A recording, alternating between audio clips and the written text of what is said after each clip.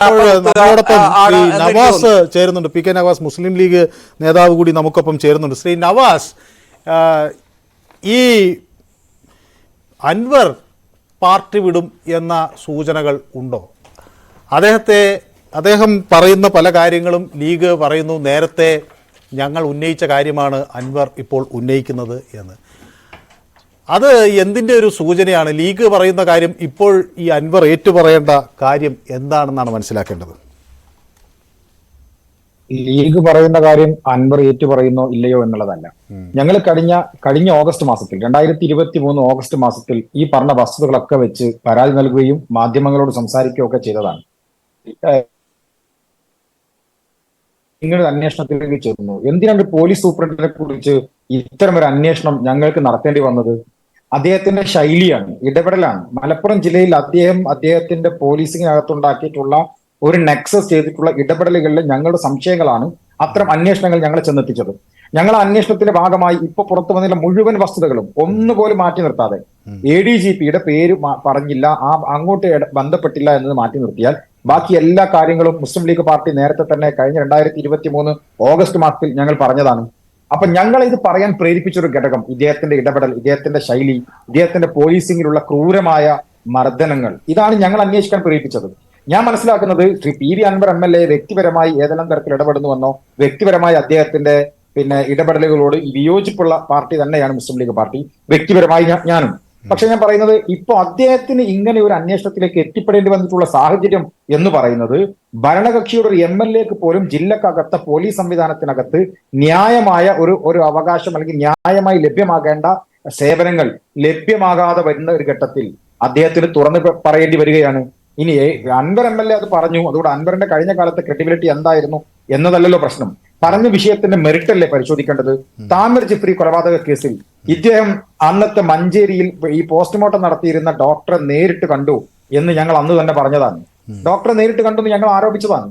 അതിന് CCTV ദൃശ്യങ്ങൾ ഉൾപ്പെടെ പരിശോധിക്കണമെന്ന് ഞങ്ങൾ ആവശ്യപ്പെട്ടതാണ്. ആര് പരിശോധിക്കണം? ഈ പറഞ്ഞ SP കീഴിലുള്ള പോലീസ് അത് പരിശോധിക്കുമോ? ഇനി അത് കഴിഞ്ഞിട്ട് ഞാൻ ചോദിക്കുന്നത് ഈ സ്വർണം ഒക്കെ തട്ടിയെടുക്കുന്നതിലും അത് വീതം വെക്കുന്നതിലും ഒക്കെ ഇങ്ങനെ വലിയ ഉന്നതതരം ബന്ധങ്ങൾ ഉണ്ടെന്നുള്ള ഒരു ആരോപണം കൂടി അദ്ദേഹം ഉന്നയിക്കുന്നുണ്ട്. അതങ്ങനെ മുസ്ലിം ലീഗും അങ്ങനെ കരുതുന്നുണ്ടോ? ഈ ADGPയുടെ നേതൃത്വത്തിലാണ് ഈ സ്വർണം വരുന്ന കാര്യങ്ങൾ തിരിച്ചറിയുന്നതും പിന്നെ തട്ടിക്കൊണ്ടുപോകുന്നതും ഒക്കെ എന്നങ്ങനെ മുസ്ലിം ലീഗ് കരുതുന്നുണ്ടോ? നോക്കൂ, ഞങ്ങൾ അന്ന് തന്നെ പറഞ്ഞിരുന്നല്ലോ, നിങ്ങൾക്കത് നിങ്ങളുടെ ലൈബ്രറി എടുത്ത് പരിശോധിച്ചാൽ നിങ്ങൾക്ക് അറിയാം.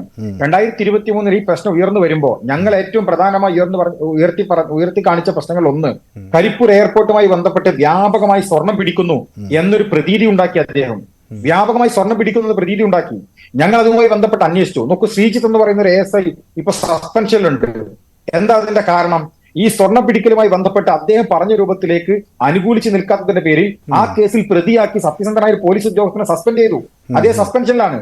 ആ സമയം മുതൽ ഞങ്ങൾ പറയുന്നുണ്ട് ഈ സ്വർണ്ണ പിടിക്കൽ എന്ന് പറയുന്ന ഒരു പദ്ധതി അദ്ദേഹത്തിന്റെ വരുമാന മാർഗമാണ് എന്ന് മുസ്ലിം ലീഗ് പാർട്ടി ആദ്യമേ പറഞ്ഞതാണ്.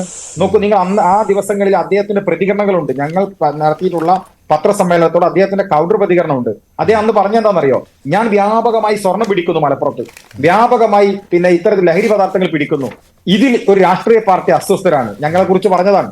ഇപ്പോൾ ഞങ്ങളല്ലല്ലോ ഈ വിഷയത്തെ രണ്ടാമത് ഉയർത്തി കാണിച്ചത്. അല്ല, ഞാനും പലപ്പോഴും ഈ കണ്ണൂരും കോഴിക്കോടും ഒക്കെ ജോലി ചെയ്യുമ്പോൾ അത്ഭുതപ്പെട്ടിട്ടുള്ള ഒരു കാര്യമാണ് ഈ കസ്റ്റംസിന്റെ കണ്ണ് വെട്ടിച്ച് സ്വർണം പുറത്തേക്ക് വരുന്നു, പിന്നെ അത് പോലീസ് പിടിക്കുന്നു എന്നൊക്കെ. അന്ന് പിന്നീടാണ് അത് മനസ്സിലായത് ഇത് പുറത്തുള്ളൊരു കളിയാണ്. അതിനകത്താകുമ്പോൾ ഈ സാധനത്തിനൊക്കെ ഒരു കണക്ക് വരും, പുറത്താകുമ്പോൾ ഇത് വളരെ സുഖമായി പങ്കുവെച്ചെടുക്കാമെന്ന്. ഏതായാലും ഞാൻ നവാസിലേക്ക് തിരിച്ചു വരാം. എന്നോടൊപ്പം ഒരു കാര്യം കൂടി കൂട്ടിച്ചേർത്തോട്ടെ. നമ്മൾ സാമാന്യ ബുദ്ധിക്ക് മനസ്സിലാക്കേണ്ടത് എയർപോർട്ടിനകത്ത് സകല സംവിധാനങ്ങളും ഉണ്ടായിട്ടും കസ്റ്റംസിന് പിടിക്കാൻ കഴിയാത്ത ഒരു സ്വർണ്ണങ്ങൾ എങ്ങനെയാണ് റോഡിനകത്ത് ഒരു ജീപ്പിൽ ഇരുന്നു കൊണ്ട് ഈ CIക്കും ഈ പറയുന്ന SP-ക്കും സംഘത്തിന് പിടിക്കാൻ കഴിയുന്നത്? അല്ലെങ്കിൽ അദ്ദേഹം തീരുമാനിക്കുന്ന വ്യക്തികൾക്ക് പിടിക്കാൻ വേണ്ടി കഴിയുന്നത്? ഇത് അത്ഭുതമാണ്. എയർപോർട്ടിനകത്ത് സകല സംവിധാനങ്ങൾ ഉണ്ടായിട്ടും അവിടുന്ന് പിടിക്കാൻ കഴിയാതിരിക്കുകയും എന്നാൽ റോട്ടിൽ ഇരുന്നു കൊണ്ട്, ഏത് റോട്ടിൽ? എയർപോർട്ട് റോഡിൽ വെച്ചാണ് പിടിക്കുക. കരിപ്പൂർ സ്റ്റേഷൻ പരിധിയിലാണ് ഈ കേസും രജിസ്റ്റർ ചെയ്യപ്പെടുന്നത്. ഒരു 100 മീറ്റർ അപ്പുറത്തേക്ക് പോയാൽ കൊണ്ടോട്ടി സ്റ്റേഷൻ പരിധിയാണ്, അവിടേക്ക് ഇത് പോകുന്നില്ല. എന്ന് വെച്ചാൽ എയർപോർട്ടിൽ നിന്ന് ഇറങ്ങി കിലോമീറ്റർ കടക്കുന്നതിന് മുൻപ്, 1 കിലോമീറ്റർ 1.5 കിലോമീറ്റർ കടക്കുന്നതിന് മുൻപ് സാഹസികമായി SP ഇത് പിടിക്കപ്പെടുന്നു. ഇതൊരു വല്ലാത്ത വാർത്തയാണ്. ഞാൻ പറഞ്ഞു ഇതൊക്കെ ആസൂത്രിതമായി ഉണ്ടാക്കിയതാണെന്ന് ഞങ്ങൾ നിരന്തരം പറഞ്ഞപ്പോ പ്രതിപക്ഷം എന്ന് പറഞ്ഞ് പ്രതിപക്ഷത്തിന്റെ ആരോപണം എന്ന് പറഞ്ഞ് ഞങ്ങൾ അവഗണിക്കുകയാണ് അന്ന് ഇന്നത്തെ പി വി അൻവർ MLA ഉൾപ്പെടെയുള്ള ഭരണപക്ഷ MLA മാർ ചെയ്തത്.